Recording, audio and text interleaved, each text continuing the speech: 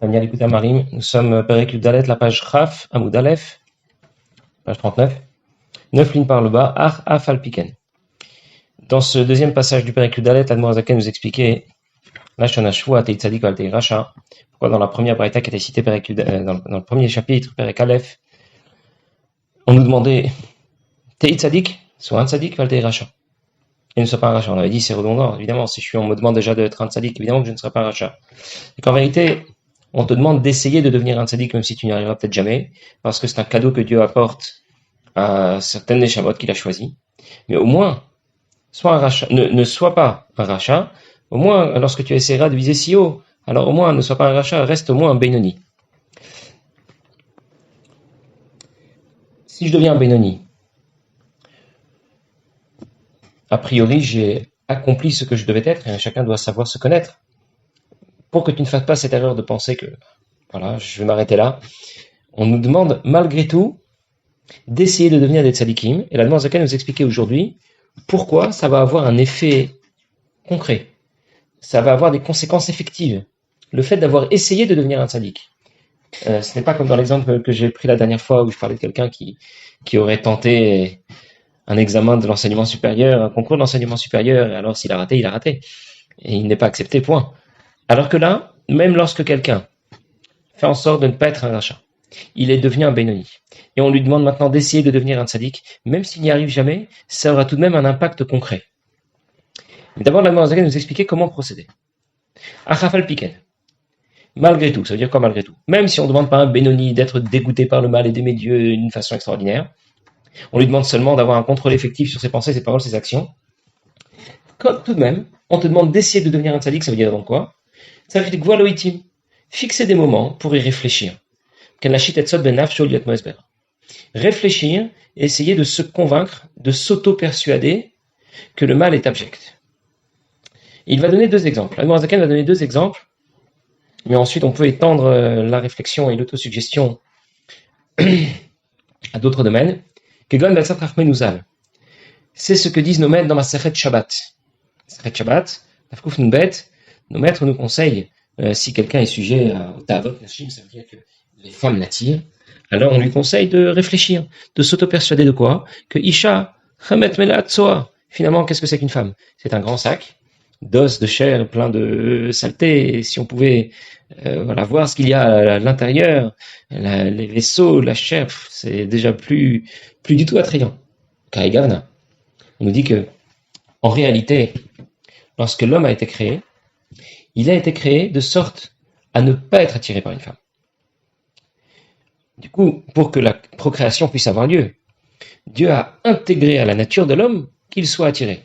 Maintenant, cette nature que Dieu a intégrée, nous apprenons du Passouk, que Amar veillait ou Tziva Vayamod, ou Amar veillait, il a dit et ce fut.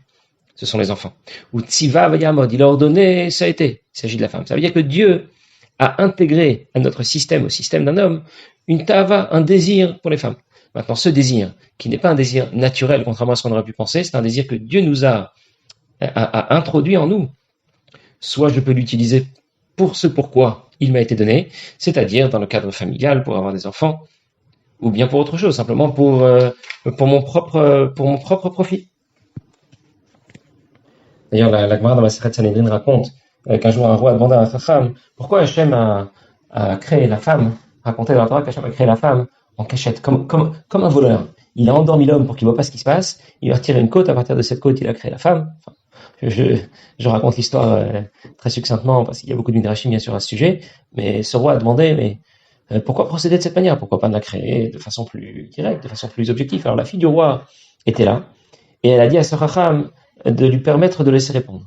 Elle a dit à son père, le roi, il lui a dit, il y a des voleurs qui sont venus dans la nuit, ils ont volé un kéli en argent. Alors le roi a dit, il faut les rattraper, il faut faire en sorte que l'on puisse savoir qui a pu s'introduire. Il dit non, c'est pas grave, parce qu'à la place, ils ont mis un kéli en or. Il dit, alors que ces voleurs reviennent très souvent, ce sera très bien.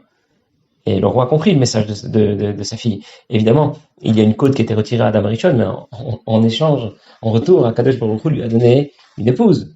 Ezer Kenegdo, quelqu'un qui va l'aider dans sa vie. Et le roi a continué à demander, très bien, Hachem voulait faire un cadeau à Adam Rishon, je comprends. Mais pourquoi en cachette? Pourquoi comme un voleur? Et alors il lui a dit, quel est chez l'audit gagné à l'ave, ce sont les mots de la Gemara, pour que elle ne soit pas répugnante à ses yeux. Parce que s'il avait vu toute l'opération, bon, peut-être qu'il n'aurait pas tourné de l'œil, il était peut-être pas si sensible, mais ça veut dire qu'il aurait vu à partir de quoi sa femme a été construite par Akadosh Baruch Hu, ça l'aurait peut-être dégoûté. Il ne le fallait pas pour que la procréation puisse se faire et puis puisse avoir lieu. C'est dire qu'à la base, une femme n'est pas désirable. C'est Dieu qui a fait que ce désir soit inscrit dans notre nature, dans la nature de l'homme, et c'est à nous d'exploiter cela de façon convenable. Et donc, lorsque quelqu'un va réfléchir, lorsqu'il euh, voudrait éveiller ce désir, cet attrait pour les femmes, il va réfléchir finalement, qu'est-ce que je désire déjà? Regardons un peu plus loin, un peu plus en profondeur. Et bien du coup, il va s'auto-persuader d'en être dégoûté. Un autre exemple que prend la Zaken, et de la même façon, en suivant le même conseil que donne Nomed dans Masechet Shabbat, par rapport à toutes les bonnes choses que l'on peut manger. C'est le deuxième exemple. Le premier, c'était celui des femmes, le deuxième, c'est celui de l'alimentation. Je vais considérer que finalement, cet aliment qui m'attire, que je souhaite consommer, seulement pour le plaisir, finalement, qu'est-ce qu'il va devenir? Laissons passer quelques heures. Qu'est-ce qu'il va devenir cet aliment? Et alors, du coup, je vais m'auto-persuader, suggérer de me dégoûter de cette chose-là. Pren kol tanugo olamazé. Il en va de même pour toutes les bonnes choses de ce monde. Chacham roe anolad. Celui qui est chacham, il voit l'avenir, ça veut dire il voit ce que ça va devenir. Mais nolad men, chez Sofanirkov, tout cela finira par pourrir. Yadrima ve'ashpa, ça va devenir ce qui est dégoûtant et répugnant. Le fait de s'entraîner, de s'auto-suggérer ce genre de choses, va nous amener à un véritable dégoût. On va vraiment réussir. C'est l'idée de la méthode Coué. On pensait que c'était ce psychologue pharmacien Émile Coué qui avait mis au point cette technique. Eh bien, pas du tout. C'est un simple plagiat parce que la Masechet Shabbat, qui a été rédigée il y a déjà plus de 2000 ans, évoque déjà cette méthode. Et l'Admour Zaken la reprend lui aussi. Il la développe, bien sûr, appliquée au sujet qui nous intéresse. Mais donc, la méthode Coué n'a pas du tout été inventée par monsieur Émile Coué. C'est une méthode qui existe depuis très longtemps et dont on parle déjà dans la Gemara et dans le Tanya, bien sûr. Alors, de la même façon que cette méthode d'autosuggestion, de persuasion par la répétition, va fonctionner du côté négatif, ça peut aussi fonctionner du côté positif. Ce que dit la Zaken tout de suite. Va faire l'itanek d'Ismar Bachem. Et pareil, s'autosuggérer, cette fois donc du côté positif. Quelle chance j'ai de pouvoir mettre les tefilines ce matin, de pouvoir mettre une pièce dans la tzedaka, je me suis rapproché de Dieu.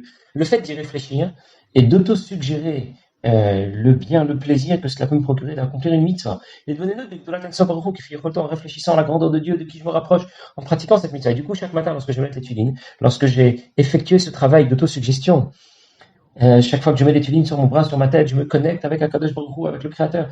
Et bien finalement, chaque matin deviendra comme le jour d'Abar Mitzvah. J'aurai envie de faire un buffet tous les matins, fêter avec les photos. J'ai aujourd'hui mis les tefilines. C'est un jour exceptionnel, comme le premier jour. Donc voilà pour résumer, quelle est la méthode que nous conseille l'Admour Zaken pour essayer de devenir un tzaddik. C'est la méthode Coué, la méthode d'autosuggestion, de persuasion par la répétition, soit du côté négatif, soit du côté positif, juste pour préciser que cet exercice va certainement fonctionner lorsqu'il s'agit de l'exploiter du côté négatif. Là, ça va certainement fonctionner par contre du côté positif. L'Admour Zaken va nous dire Oulaï, Yavala, comme nous allons voir dans les lignes qui suivent. Peut-être que ça va fonctionner. Ce n'est pas aussi évident du côté positif que du côté négatif. Au moins, du côté négatif, on sera écarté de tout ce qui peut nous diriger dans la mauvaise direction. Maintenant, il ne faut pas se leurrer. Il sait très bien qu'il n'y arrivera pas dans l'absolu. Kim bedimionot. Ce sera seulement imaginaire. Alors attention, c'est imaginaire, mais ce n'est pas ce qu'on appelle dimionat shav. L'imagination shav, nul, ça veut dire il y a ce qu'on appelle dimionat shav, ça voudrait dire que j'ai essayé d'auto-suggérer ces différentes idées dont nous venons de parler, mais c'est tout simplement n'importe quoi et ça n'a servi strictement à rien. Ça, c'est ce que nous appellerions dimionat shav. La Noire Zaken appelle ça dimionot. C'est imaginaire dans le sens où, en réalité, en vérité, dans l'absolu, je ne suis pas vraiment dégoûté du mal. Et je n'ai pas vraiment cet amour pour Dieu que peuvent ressentir les tzadikim chaque fois qu'ils accomplissent une mitzvah. C'est vrai que c'est dimionot, c'est pas émettre la mytho, c'est pas un vrai absolu, mais tout de même, ça va avoir deux avantages, deux effets positifs. Afalpiken. Lui, il doit déjà faire ce qu'il a à faire. Essayer d'y arriver. Les kayem tashwash mashvim teit tzadik. Faire, essayer de tenir le serment en teit tzadik. Va Hashem yaseh atov be'enav. Et Dieu fera ce qui lui semble bon. Ça veut dire, premier avantage, c'est que, j'ai déjà terminé encore une petite phrase, ve'od sherigal al-kol davar shilton. Lorsqu'on prend l'habitude de répéter un certain comportement ou une certaine idée, eh bien finalement, cette idée va prendre place, elle va finir par dominer, va devenir comme une seconde nature. Et quand il va s'habituer à s'auto-suggérer le dégoût du mal, les femmes, la nourriture, alors ça va peut-être fonctionner un peu. Que veut nous dire ici la Noazaken? On nous recommande d'essayer de devenir des tzadikim. Nous, on a envie de dire, c'est des prétentieux, chacun doit connaître sa place, c'est complètement imaginaire, tu n'y arriveras jamais, tu veux te l'auto-suggérer, mais soyons réalistes. En plus, ça ne servirait à rien. La Noazaken nous dit oui, ça va servir. À deux niveaux. D'abord, c'est écrit dans Etzraïm que ça va avoir un effet concret. Imaginez seulement quelqu'un à qui il arrive de faire des bêtises. Il est certain que lorsqu'il va sortir d'un shiur de Chassidut, il vient de terminer d'écouter un Perek de Tanya. Il ne va pas immédiatement faire une bêtise. Il va se passer un peu de temps avant qu'il n'en vienne à faire des bêtises. Ça veut donc dire que finalement, ça a eu un impact.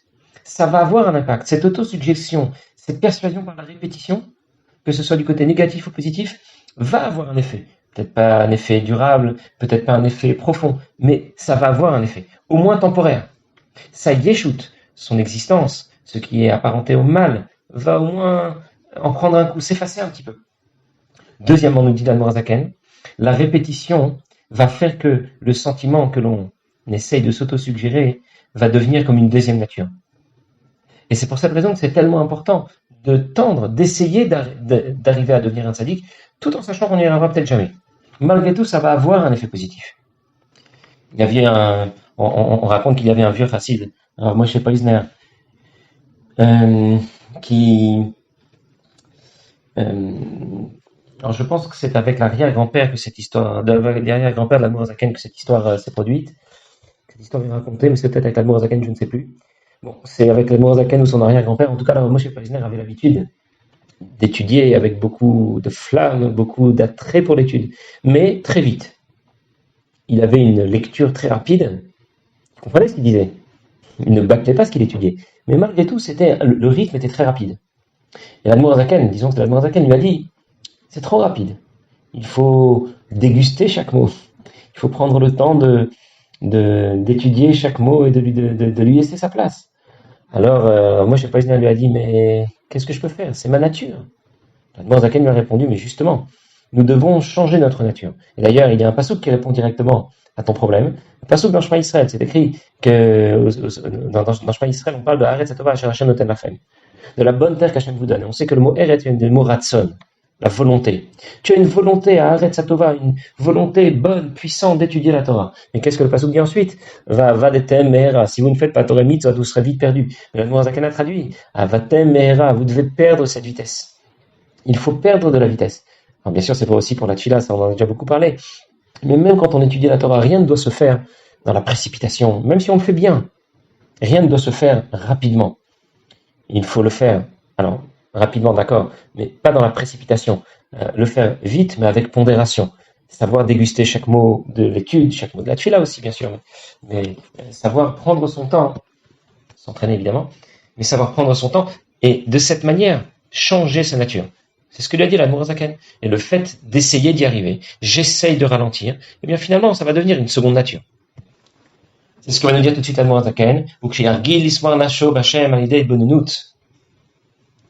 Lorsque il va s'habituer, prendre l'habitude, s'exercer, à réfléchir, Bigdulat Hashem, à la grandeur de Dieu, Vitaoutadil Tata, par l'éveil d'en bas, Vitaoutadil est là, et se produira un réveil d'en haut. Ça veut dire que lui appelle à Kadosh Baruch Hu, lui aspire à devenir un tzaddik. Eh bien, peut-être qu'il y arrivera. Peut-être que finalement, même s'il n'était pas prédisposé, sa neshama n'était pas prédisposé à devenir un tzaddik, eh bien, peut-être il le deviendra comment? Parce que l'esprit d'un tzaddik, qui a déjà quitté ce monde, qui est déjà dans le Gan Eden, va venir l'inspirer. il va le prendre sous son aile et l'emmener et l'élever. Alors il méritera que l'esprit, la neshama d'un tzaddik va venir, ibour, gestation, ça veut dire, va venir s'intégrer à sa propre neshama, la avodat Hashem besimcha amitit. Et alors il servira Dieu avec une vraie joie. On parlait là du côté positif. Vous avez remarqué que la Noirzagan, ce que je disais tout à l'heure, a dit Ve'oula ya'ala. Peut-être que ça arrivera. Du côté négatif, la méthode Coué, la méthode d'autosuggestion fonctionnera certainement. Côté positif, fonctionnera peut-être. Kedirtiv, comme dit le Pasuk, Simchu tzadikim Hashem. Réjouissez-vous des tzadikim Hashem, petit kayembo, behemet. C'est-à-dire qu'alors il aura accompli Torah mitzvot avec joie comme un tzaddik. Chaque mitzvah, il va l'apprécier, il va la faire avec une grande joie, et alors va s'accomplir Hashua, mashbim tei tzaddik. Il aura promis tei tzaddik, on lui aura fait promettre d'être un tzaddik, et il y sera vraiment arrivé, alors que sa neshama n'y était pas prédisposé. C'est-à-dire, en d'autres mots, on te demande d'essayer d'y arriver. Peut-être que tu n'y arriveras jamais, mais en réalité, tu ne dois pas rentrer dans ce genre de calcul. Toi, tu dois faire des efforts. Tu dois essayer d'y arriver. Et si Hachem veut te permettre d'accéder au rang de tzaddik, pourquoi pas? Peut-être. Peut-être que même si ce n'était pas décidé à l'avance, tu y arriveras. Mais bien sûr, ça va demander des efforts. Je vais récapituler le processus dans lequel nous engage le Zaken, parce qu'on ne devient pas un tzaddik comme ça, juste en claquant des doigts. Première chose, tu dois devenir un Benoni. Midat Benoni. Contrôler tes pensées, tes paroles, tes actions, éveiller l'amour caché que tu as au fond de toi pour Akadosh Baruch Hu. Dire que tu ne veux pas être comme un Kal Shebekalim. Lui-même aurait été capable de ne pas franchir ses lignes rouges. Moi, ma ligne rouge commence dès maintenant. Je veux au moins accéder à Midat Benoni. Même si la faute ne sera pas complètement aberrante pour moi. Ensuite, je dois passer à l'étape suivante. Madrigal Benoni. Je dois faire en sorte que commettre une faute, pour moi, ce serait complètement aberrant. Troisième étape du processus, s'auto-suggérer un dégoût pour le mal. Quatrième étape, s'auto-persuader de la chance, de l'opportunité, de la joie que nous pouvons avoir lorsque nous sommes au service de Dieu, que nous pratiquons les mitzvot, que nous étudions la Torah. À la fin de ce processus, cinquième étape, alors peut-être qu'Akadosh Baruch Hu va te permettre d'accéder au rang de tzaddik en association avec un autre tzaddik qui viendra participer, t'élever jusqu'au rang de tzaddik. Voilà, vous savez maintenant comment on devient des tzaddikim. Donc la route est tracée, mais au moins nous savons que si devenir un tzaddik c'est peut-être pas possible, on nous demande au moins d'essayer d'y arriver sans faire de calcul. Est-ce que je vais y arriver? Est-ce que je vais pas y arriver? Tu dois au moins essayer d'y arriver. C'est ça que voulait dire la Braïta Tei Tzadik. Par contre, Midat Benoni, ça c'est Midat Kol Adam. Ça, c'est ce qu'on exige, ce qu'on te demande, et c'est ce qu'on exige de toi, et tu es capable d'y arriver. Il y a un jour, c'était en Tafshin Memhe, les enfants de Admou Milelov, qui ont été reçus en Yechidout par le Rabbi. Et au cours de la discussion, ils ont dit au Rabbi ils ont cité le Pasuk. Yado Chesed Ba'akev Esav, que Yaakov a attrapé le talon de Esav. Et ils ont cité leur père, l'Admor Milelov, qui a dit un jour qu'a priori on ne comprend pas pourquoi Yaakov a saisi le talon d'Esav alors qu'il voyait bien qu'il était parti. Il était déjà en train de sortir. Et concrètement, ça n'a servi à rien. Et le Rabbi a expliqué, pardon, c'est pas le Rabbi qui a expliqué, c'est le Admor Milelov. Donc les enfants de Admor Milelov racontent au Rabbi que leur père a expliqué qu'on doit apprendre que lorsqu'on se bat contre le mal, qui est représenté ici par Esav, on ne fait pas de calcul. Est-ce que je vais réussir ou je ne vais pas réussir? Je me bats. Je dois faire ce qui est dans mes moyens. Je dois faire de mon mieux. Et lorsque je fais de mon mieux, je suis sûr qu'avec l'aide de Dieu, je vais réussir. Parfois, on voit la réussite tout de suite. Parfois, on la voit que des années plus tard. Comme dans l'histoire de Yaakov et de Esav, où finalement Yaakov a effectivement récupéré la Bechora, le droit d'aînesse, même si ça a pris des années. Mais concrètement, il faut essayer d'y arriver, même si le résultat ne sera obtenu que plus tard. Ne pas rentrer dans ce genre de calcul, de toute façon, je ne l'aurai pas tout de suite, et donc c'est même pas la peine d'essayer. Il faut tout de même essayer d'y arriver. Et c'est ce que représente le fait que Yaakov a saisi le talon de Esav. Voilà ce qu'ont raconté les enfants du Admor Milelov au Rabbi.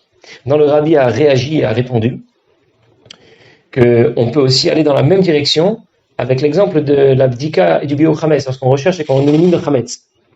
Dans la Avodat Adam, dans la Avodat de l'homme, rechercher le chametz, éliminer le chametz, ça veut dire aussi éliminer le mal. Et on voit bien que l'on fait une bracha lorsque on va rechercher le chametz et que l'on va vouloir l'éliminer. On va faire une bracha, même si finalement on ne va pas trouver le chametz. Et on ne dit pas qu'il a fait une bracha levatala, qu'il a fait une bracha pour rien. Parce que la mitzvah, c'est de rechercher. Rechercher le chametz, même si je trouve rien. Il a au moins accompli la mitzvah d'avoir recherché. Et de la même façon, a dit le Rabbi, chaque juif doit rechercher, essayer d'y arriver.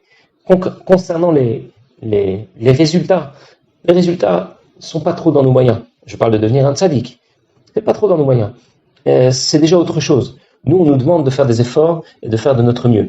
Est-ce que j'ai obtenu les résultats que j'avais imaginé pouvoir obtenir? C'est déjà une autre affaire, je ne dois même pas rentrer dans ce genre de calcul.